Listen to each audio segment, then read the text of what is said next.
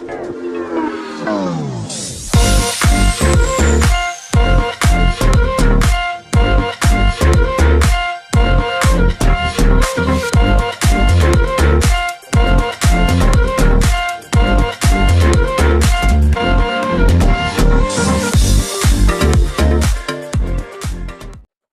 semua, salam sejahtera Malaysia.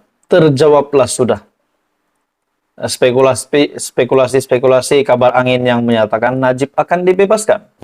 Walaupun kita tahu Datuk Seri Najib Razak yang menjalani hukuman hari ini, yang mahu supaya pertuduhan itu beliau dibebaskan daripada pertuduhan tersebut. Akhirnya saudara-saudara, hari ini satu keputusan yang menggemparkan seluruh Malaysia. Bagi saya ini satu keputusan yang mengejutkan. Dengan keputusan ini, tuan-tuan dan bapak semua, berkaitan dengan kes SRC, Najib gagal. Akhirnya Najib gagal di dalam permohonannya. Dalam artikel ini, Mahkamah Persekutuan menolak permohonan Datuk Seri Najib Razak untuk mendapatkan kebenaran bagi menyemak keputusan yang mengekalkan sabitan serta hukuman kesalahan menyeleweng dana SRC International Sendirian Berhad yang dikenakan terhadapnya. Dengan keputusan itu bermakna bekas Perdana Menteri itu akan menjalani baki tempoh 12 tahun yang dijatuhkan ke atasnya, melainkan dia mendapat pengampunan daripada Yang di-Pertuan Agong. Jadi keputusannya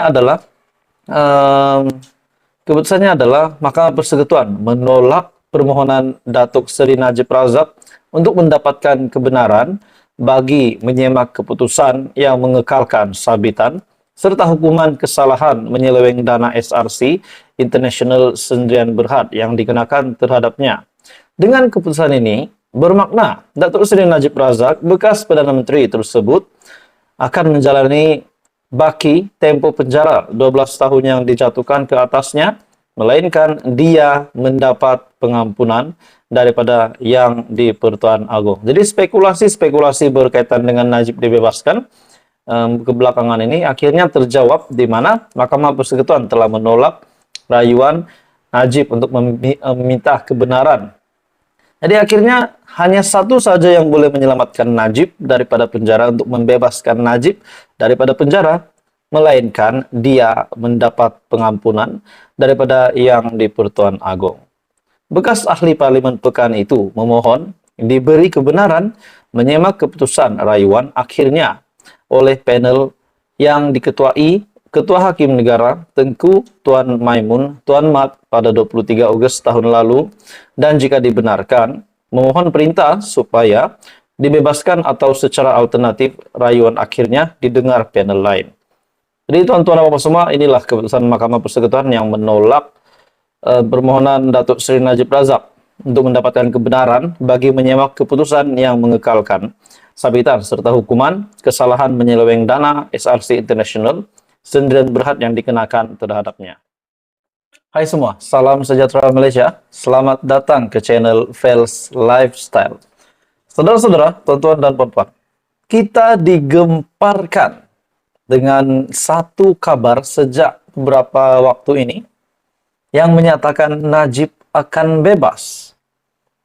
Begitu juga ada yang menyatakan Najib tidak akan bebas kecuali mendapat pengampunan diraja. Namun kita melihat di media sosial, di YouTube, di Google, di Facebook, di Twitter, ada yang kata Najib akan bebas. Akhirnya, saudara-saudara, tuan-tuan dan puan-puan, satu artikel hari ini yang menggemparkan, walaupun kita tahu banyak yang cakap Najib dibebaskan, hari ini tuan-tuan dan puan-puan semua, dari My Metro, satu artikel yang mengejutkan. Keputusan permohonan semakan kes SRC Najib pagi ini. Artikel ini diterbitkan pada 31 Mac. Tuan-tuan dan puan-puan semua, dalam artikel ini, bekas Perdana Menteri Datuk Seri Najib Razak tiba di Mahkamah Persekutuan di sini untuk mendapatkan kebenaran bagi menyemak semula keputusan Mahkamah Tertinggi Negara yang menolak rayuan akhir kes penyelewengan dana Rm 42 juta milik SRC International Sendirian Berhad, yaitu SRC. Najib disambut puluhan penyokong yang berkumpulan di hadapan Istana Kehakiman sejak jam 8.15 pagi.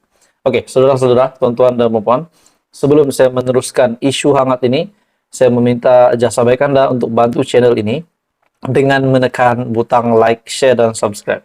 Dalam pada itu, saudara-saudara, melalui Twitter Raja Petra, beliau telah membuat satu entry terbaru Twitter daripada Raja Petra bin Raja Kamarudin.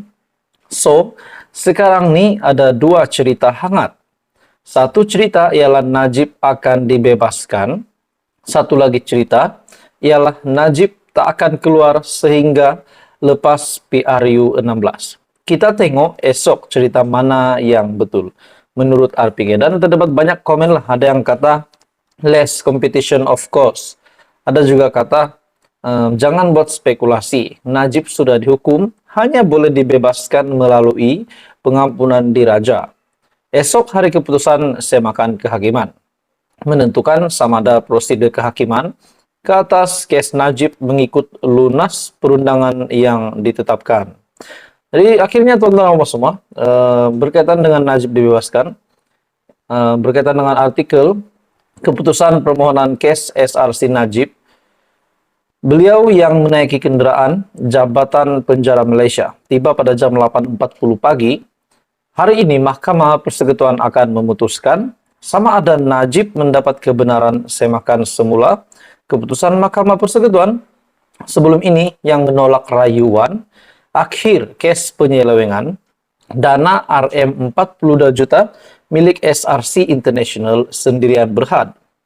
Permohonan Najib itu akan diputuskan panel 5 Hakim Mahkamah Persekutuan dipengerusikan Hakim Besar Sabah dan Sarawak Datuk Abdul Rahman Sebli.